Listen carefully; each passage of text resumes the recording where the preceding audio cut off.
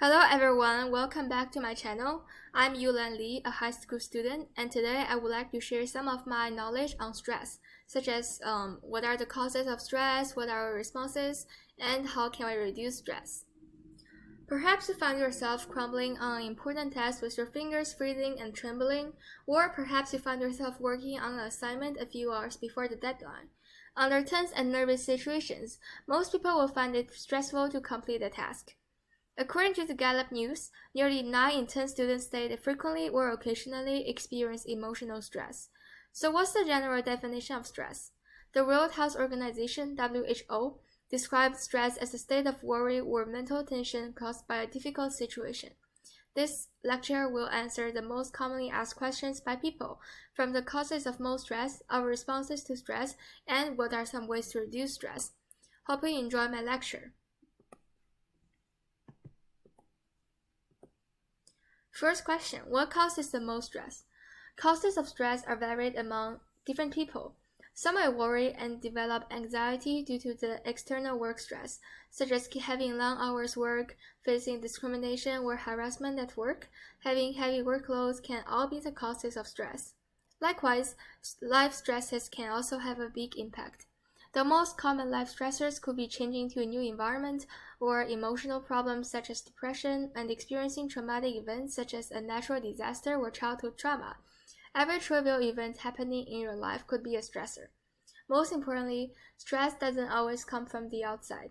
It could be inside anxieties as well. It's really common to stress yourself out simply by worrying about things. For instance, a lot of times we can have unrealistic expectations, where we expect everything to be perfect. But no one is perfect and we are destined to be stressed out because it didn't go as we expected. Everyone's stress level will differ depending on their personality and the way they respond to stress. Second question, what are our responses to stress? The heightened automatic response to stress can cause an uplift in heart rate and blood pressure, leading to an activation of stress hormones that produce physiological changes in the body. The activation in the sympathetic nervous system (SNS) triggers an acute stress response that is called fight or flight response, which is designated in the evolutionary process to survive and react to the danger or threat. Some physical signs that show fight or flight are dilated pupils, pale skin, rapid heart rate and respiration rate, and possibly trembling for which the muscle become primed. On the other hand, another response to stress is general adaptation syndrome, GAS, which includes the 3 stages: alarm, resistance, and exhaustion. First of all, the alarm stage occurs when SNS gets activated and the body is ready to face the stressor. Then resistance stage attempts to cope with the stressor and stress hormone cortisol and release due to high alert. Finally, since the body cannot withstand the high alert stage forever, the body begins to be vulnerable and may experience tiredness, depression, anxiety, or feeling unable to cope.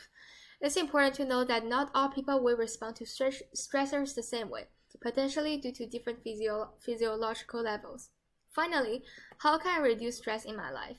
So now you may ask, there are a couple ways to reduce, but use others wisely rather than directly using it, which may create opposite effect on your body. It's important to remember that your own way is the most effective and useful because it's the body that you know very well. Number 1, exercise lowers your body's stress hormones such as cortisol. It also aids release endorphins, which are chemicals to boost mood and act as a natural painkiller in the body. Regular exercise can contribute to mental well-being and give you a sense of achievement every time you finish exercising. Second, deep breathing. In fight or flight response, one of the essential signs is the rapid heart rate and respiration rate. The blood vessels constrict to conserve blood flow to your vital organs. As a result, deep breathing activities can help override this response, which will activate your parasympathetic system that leads to relaxation. In addition to this, maintaining a healthy lifestyle, managing your time effectively, seeking support from counselors or friends and family, engaging in hobbies and activities you enjoy can all be useful techniques to reduce stress. Remember, finding what works best for you may involve some trial and error. It's important to be patient and kind to yourself as you explore different stress reduction techniques. These are the references I used for this lecture, and thank you for listening.